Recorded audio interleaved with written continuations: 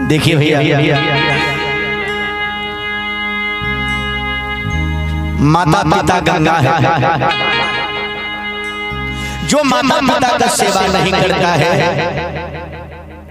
उसको 80 कोस नरक में वास होता है। माता पिता ही गुरु है। माता पिता को सदैव सेवा करना चाहिए। जो संतान माता पिता के बात में नहीं रहता है उसका अंजाम बुरा होता है। ए भाई, अरे पट गइले जिंदगी के सगरो कमाई।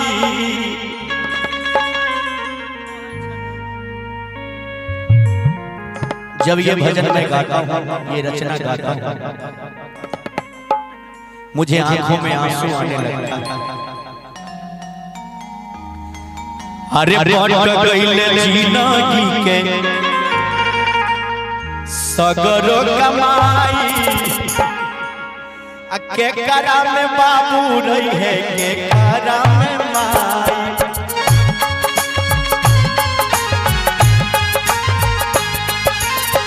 पट गइले जिंदगी के सगरो कमाई। ए हो, पट गइले जिंदगी के सगरो कमाई।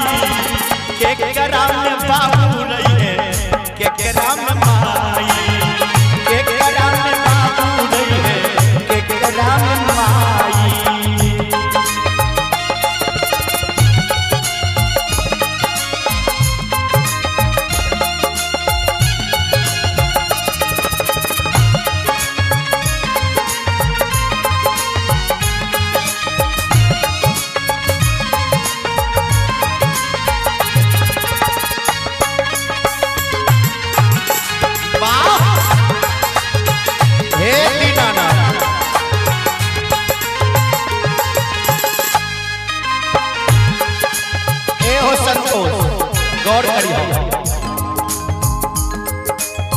खेत खरिहान बाटल चूल्हा बरतनवा। खटिया हो मचिया बटल दुनू बिरनवा।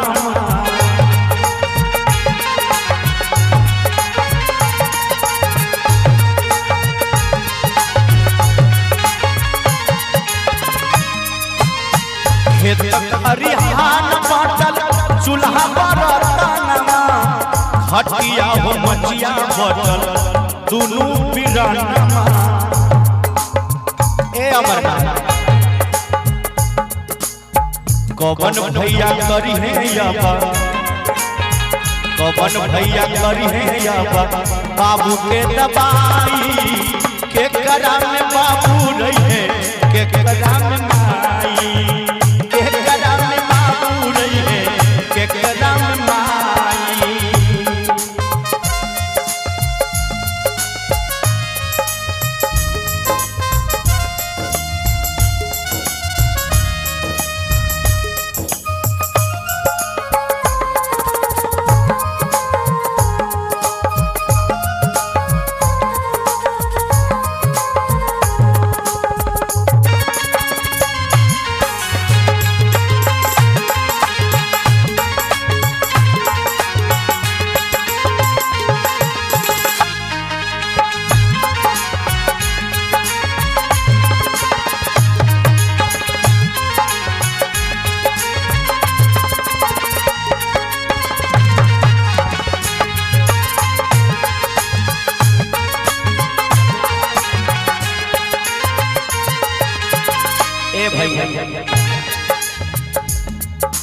संतोष हो,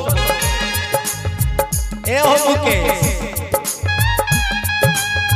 खिड़की दरवाजा बटन चापाकल मशीनिया।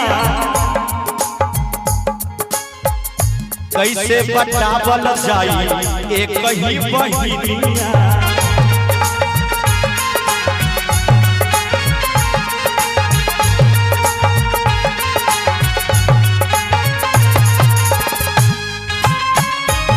दरवाजा बटन चापाकल मशीनिया। कैसे बटावल जाई एक ही बहिनिया। राखी के परब आई राखी के परब आई कब के बुलाई के करा में भाई रही है के करा में बहिनी के करा में बाबू रही है के करा में माई।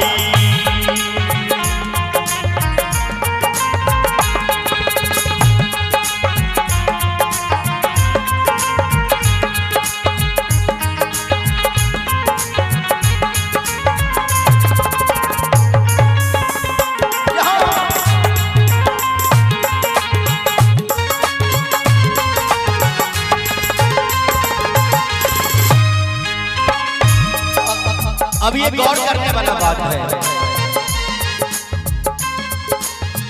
करबट वाला जानी मानी लगा मनमा सुख दुख काटल जाई बाबू के संगवा।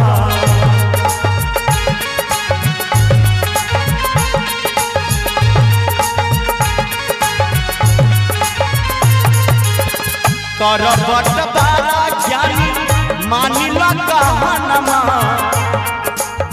सुख दुख बाटल जाई सुख दुख काटल जाई माई के संगवा। बात मान भैया कब हो बात मान लो ना मानबो ए संतोष तो नदी में जाके फंस चापाकल में काहे डूबो। बात मान भैया कब हो प्रीत न गवाई बात मान भैया कब हो प्रीत न पटाई के करा में बाबू रही है के करा में माई के करा में बाबू रही है के करा में माई। बट कैले जिंदगी के सगरो कमाई बट कैले जिंदगी के सगरो कमाई के करा में बाबू रही है के करा में